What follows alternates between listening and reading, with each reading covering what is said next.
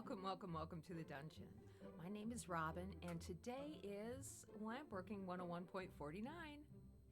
What we're going to be working on today is called clear displacement, and this is a great technique to really enhance your bead to give it more depth just by using clear. Thank you guys so much for watching and joining me and all that good stuff. I hope you enjoyed this video and give it a try with the clear displacement. And yeah, we'll see you guys next time in the dungeon. So I'm going to start this bead out by using a very colorful pseudo onion skin cane. And for the clear, you want a couple of really thick stringers. And for our special guest star today, we have the Wide Crunch number 2 by Catwalk Tools.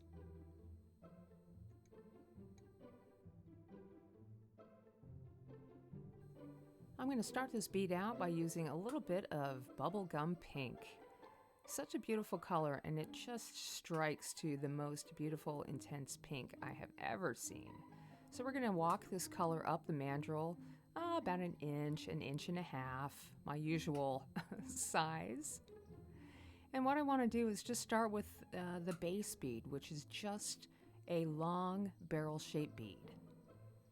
And I just put the color on as quickly as I can in any method I choose.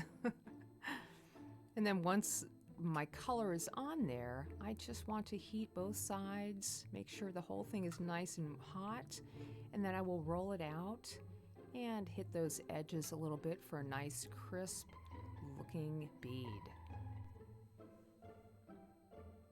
And once I have everything looking just the way I want it to, I will go ahead and start to use that pseudo onion skin cane that I was showing you or talking about earlier.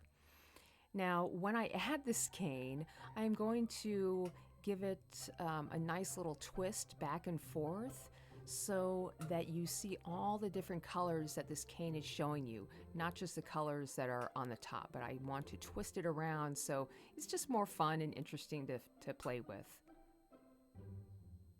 Here at the end, there must have been a bubble in my cane because I just had the hardest time. Like the whole cane just started breaking up on me. I was glad it was at the end here, and I got a little flustered. Things started breaking up all over the place, and I finally had to say, okay, I'm done, and this is how I fix a problem. I go ahead and just try to break it off the best I can. This might not be the best way to fix things, but it's the way that I tend to do it here in the studio.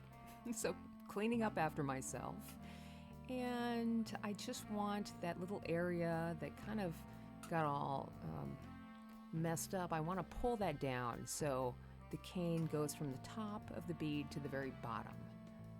And from there, I am just going to start heating everything up and melt it all in. All right, I'm going to just keep heating both sides, making sure I'm heating up the whole bead as I go. And then I will just use my butter knife to flatten down that cane to get it closer to the pink surface of the bead so I don't have to overheat it too much. I don't want to mess up any of the color or have it boiling or anything like that. I just want it nice and flat against that surface so when I do heat it up and roll it out here, I'm not really risking getting any kind of weirdness happening with the colors. Hit those sides. I always like to make sure the bead is nice and pretty looking during all these little stages of heating and manipulating.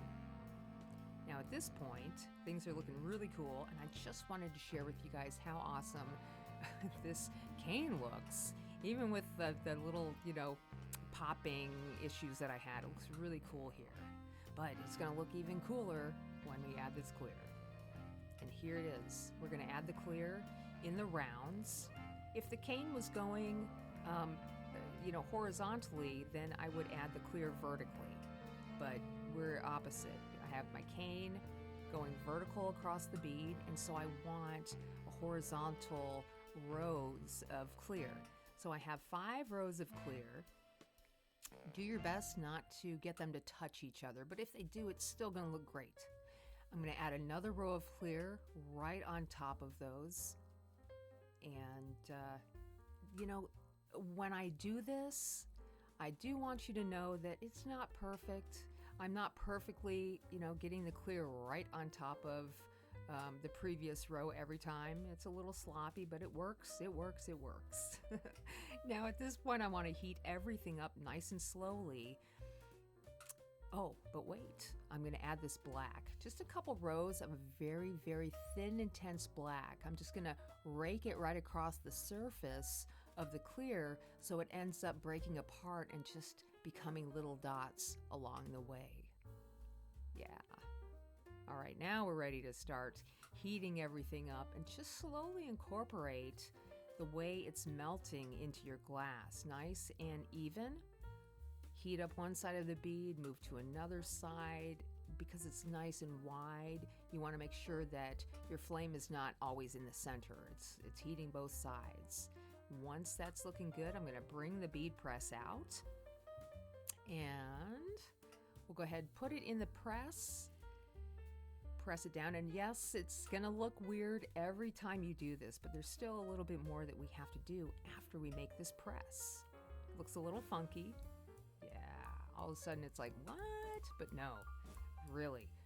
From there, it's all about just heating up that chill mark that you're getting, and then pushing those top bumps down so you have a very even bead on both sides. So simple to do this.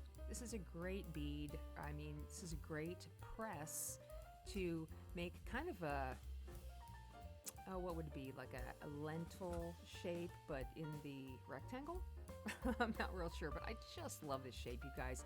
We're gonna give it a really good heat on both sides, and that's it. So simple. Clear displacement. Thanks so much for watching, you guys. I hope you try this out. We'll see you next time.